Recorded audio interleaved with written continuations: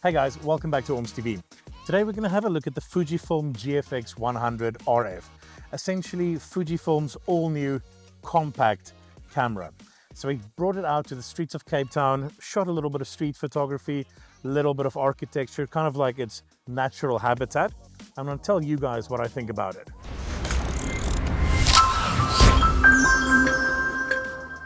So just to run you guys through some of the basics of this camera. So this is essentially a 100 megapixel medium format camera. So the same sensor that we've seen in other 100 megapixel GFX products that Fuji's delivered over the last couple of years. The one thing that is very unique here though, compared to those products, is this. So fixed lens, non-removable, a prime on here. It is a 35 millimeter medium format aspect ratio lens. So if you have to convert that to like a 35 millimeter equivalent, it's a 28 millimeter lens. And it is a f4 prime. Other than those two elements, this is essentially a medium format Fujifilm camera like we've seen in the past. But there's some other little unique bits on here that I'll touch on. Everything else on here though is very classic Fujifilm. So you have all of your tactile dials like you would expect. You have your physical dials for shutter speed. Aperture is located on the lens itself. Your exposure compensation. Everything else is mappable and customizable exactly as you expect from a Fujifilm.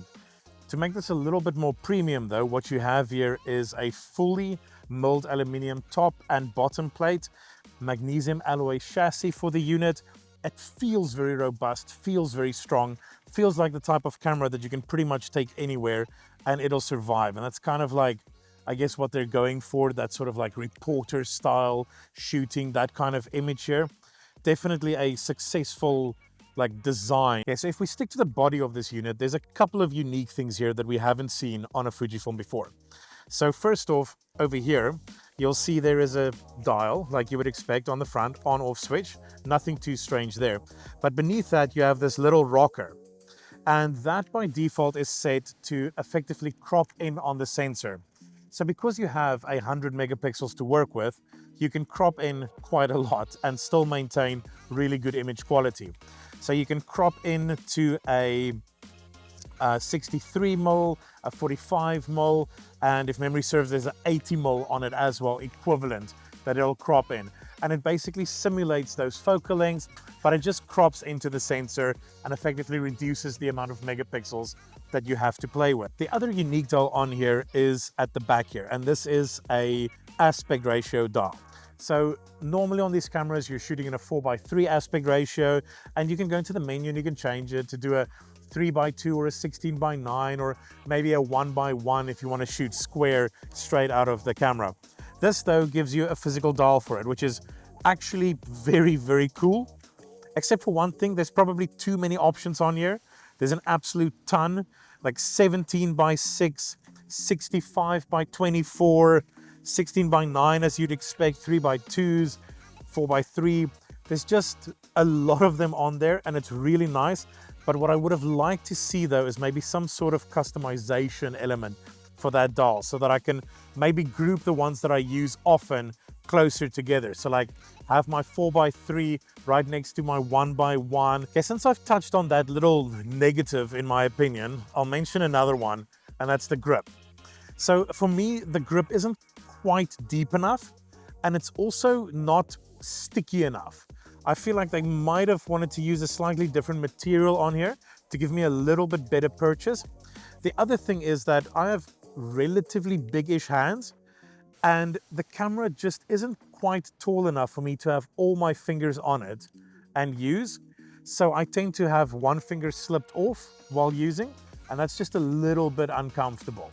So I feel like Fuji could have made it maybe a little bit taller or a little bit shorter, just hit that middle ground a little bit better.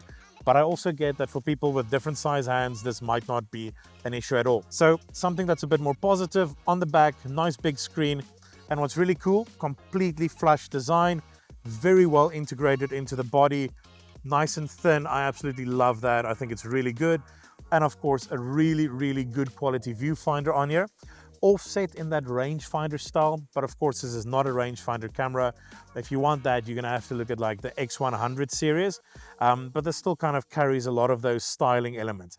Everything else on here on the back, quite minimalist, nice and easy layout, easy buttons to follow, like really just a beautiful camera and quite like tectonic in its design, if that's the right word to use.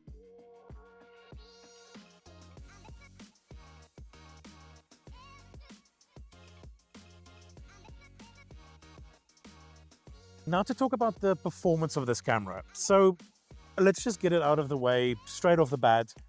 It's a 100 megapixel medium format sensor.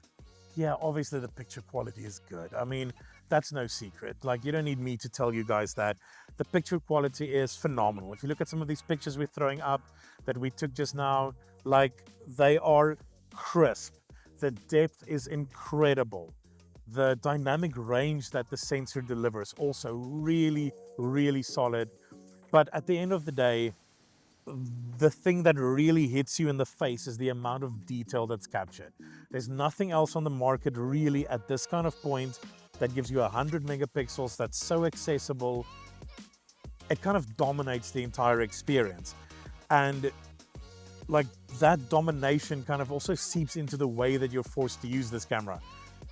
I personally I like to shoot my street photography, and I like to be a little bit more fluid, a little bit more dynamic, a little bit faster, but this kind of like forces you to slow down, because at the end of the day, it is a relatively slow sensor.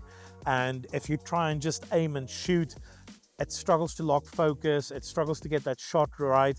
But when you do nail it, the detail is absolutely insane. It's incredible. And I mean, that is just the function of having 100 megapixels to play with. Other than that, in true Fuji style, the color reproduction that you get is incredible. Yes, you have access to all of their film simulation modes, so you have all of that juiciness to play with in your JPEGs, but even in your RAWs, the colors that you get, the rendition that you get, it is so incredible and rich.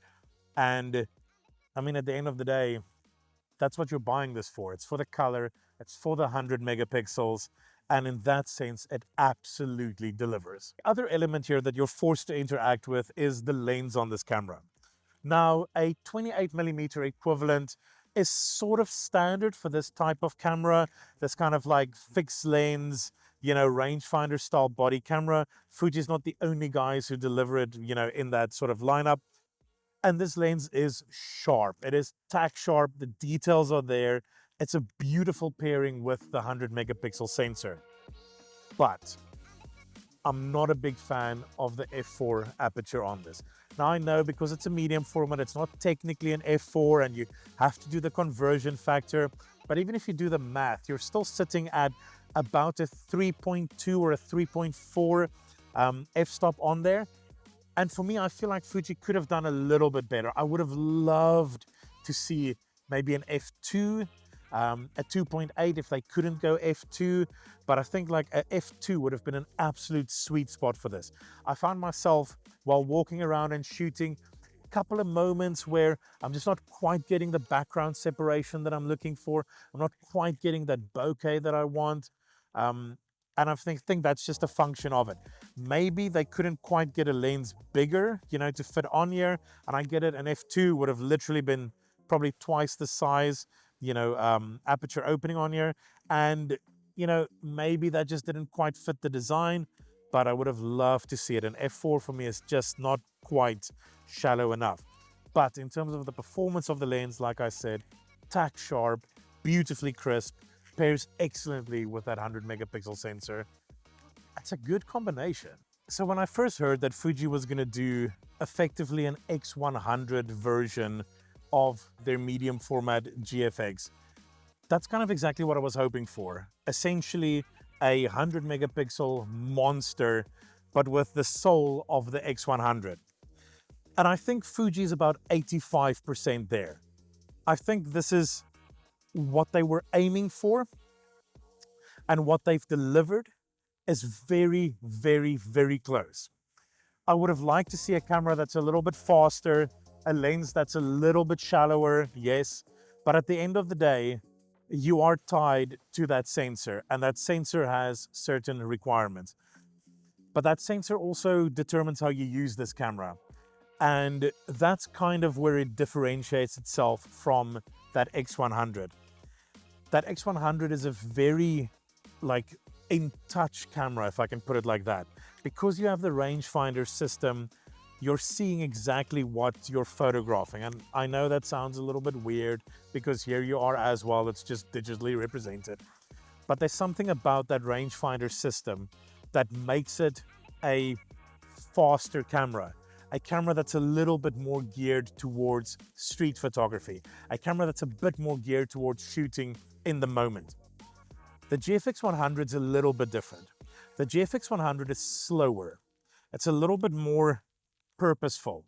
And if you try and shoot it like you would an X100, it doesn't quite work out. But if you take a little bit more time and you compose and you put a little bit more effort in and you think a little bit more about your shot and you slow yourself down and you stabilize, you do get some pretty amazing pieces of work out of it. And at the end of the day, yeah, you have a 100 megapixel sensor. You can do so much with it. There's certain elements about this camera that kind of make it feel like it's a first attempt from Fuji. And I get that because in a way it's a completely new type of experience that they tried to create here. And like I said, it's about a 85% accomplishment. In terms of what the camera delivers though, that's 100% success. It's phenomenal. The images speak for themselves. They look insane. And when you punch in, the quality is just mind-blowing. There's no two ways around it. That's what 100 megapixels is going to give you. Do I like this camera? Yeah, I absolutely love it. I think it's a phenomenal piece of work. Oh, is there little things they could have changed? Yeah, definitely. And I'm sure when the Mark II comes out in a couple of years' time, a lot of the feedback that photographers give to Fuji, they'll take to heart and they'll make changes on this unit. Is this a worthy first camera in this lineup? Yeah, I think it is.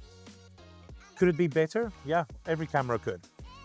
But this camera, for what it is and what it delivers, I think it's pretty damn good.